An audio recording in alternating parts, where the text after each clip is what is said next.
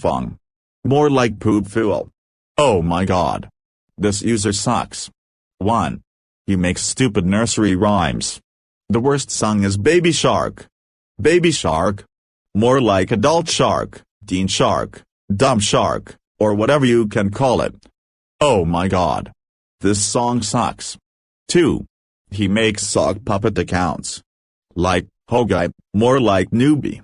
Baby Shark Broken official, more like adult shark poopy unofficial. Both of them suck. 3. It even had a show called Pinkfong Winderstar. Pinkfong Winderstar? More like Poop Fool Deadastar. Oh my god.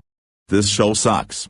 It even said that Nickelodeon had a news that Brooklyn has a show called Baby Shark's Big Show. Baby Shark's Big Show? More like Adult Shark's Small Movie or Teen Shark's Big Shit. This show will suck. I hope this user gets terminated soon.